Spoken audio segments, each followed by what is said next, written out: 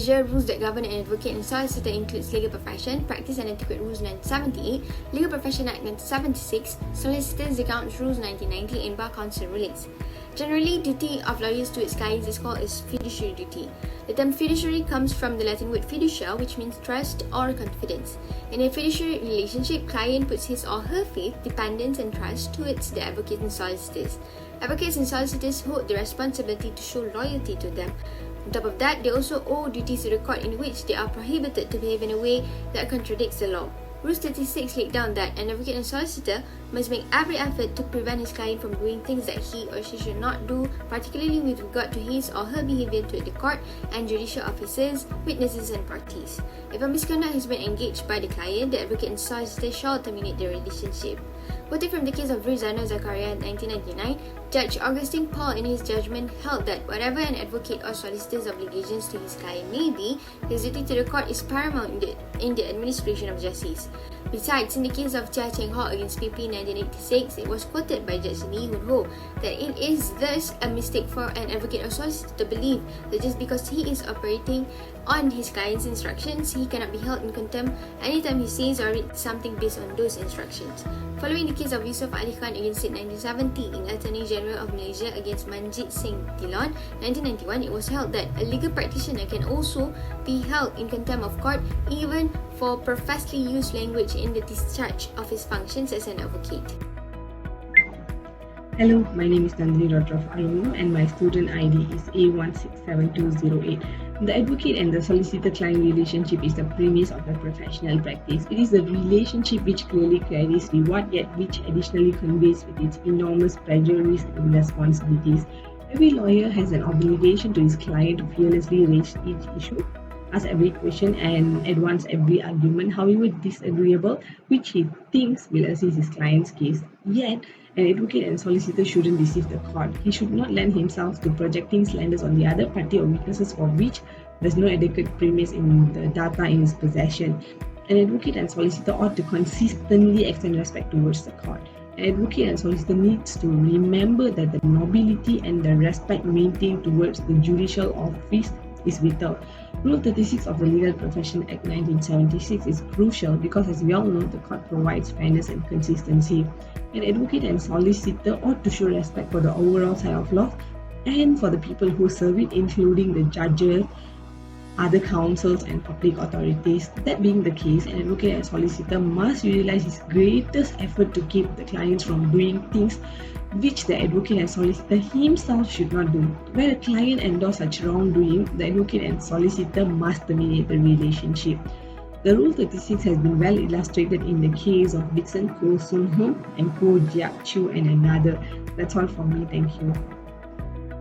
Hello, my name is Nur Shayani and I will proceed with the issue of this case. It is whether Mr. Dorai's failure as a solicitor to Dixon Ho Soon Ho in making full disclosure to the court and the act of concealing important facts constitutes contempt due to its interference with the administration of justice. The court concluded that Mr. Dorai was acting under his client's instruction, but it can never be a defense as it is embarrassing for a senior advocate and solicitor to even resort to such defense used by a layman.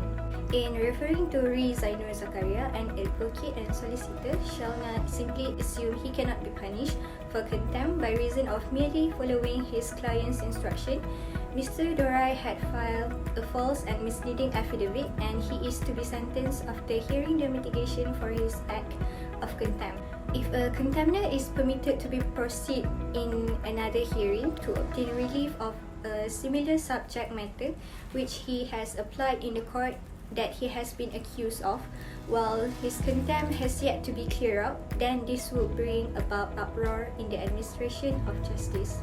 The court agrees that the standard of contempt which he carried out to frustrate the proceedings before this court is beyond reasonable doubt and to be sentenced to a fine of 5,000 ringgit to be paid in default of 1 month imprisonment. Finding of contempt against a legal advisor is already a discipline itself, as this intently identifies with his reputation as an advocate and solicitor as a whole. It is therefore a fallacy for an advocate and solicitor to assume that just because he is acting on instruction from his client, he cannot be punished for contempt whenever he is saying or reading something based on such instructions. That's all from me. Thank you.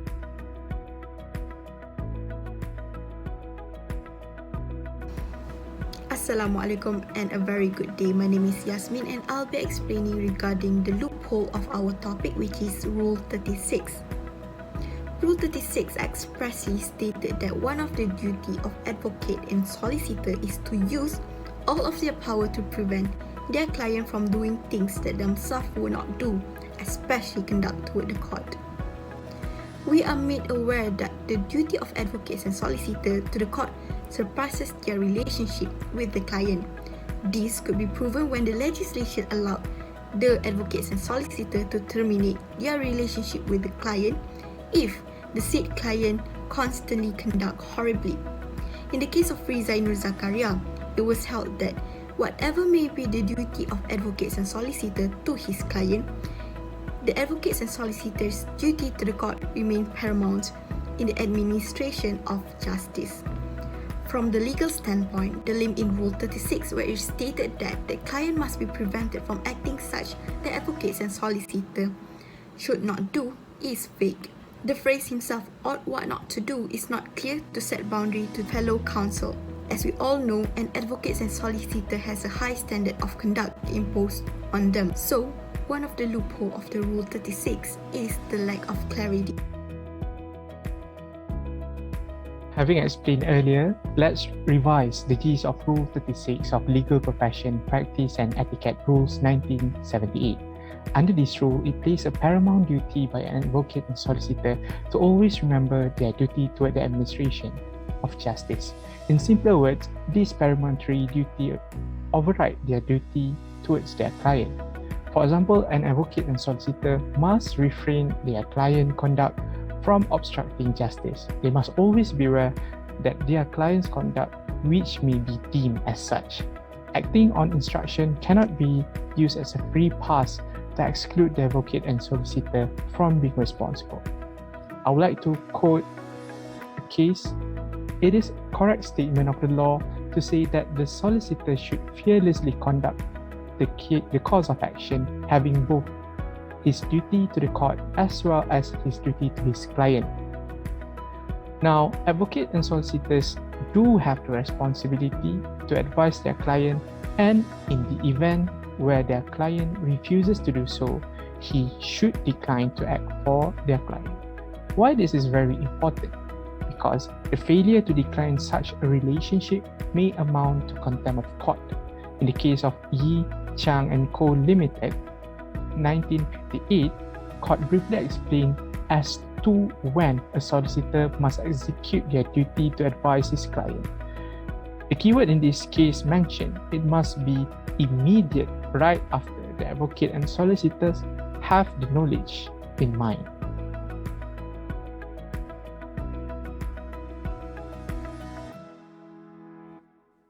Hi, I am Pakdi LK Aisin, A167725.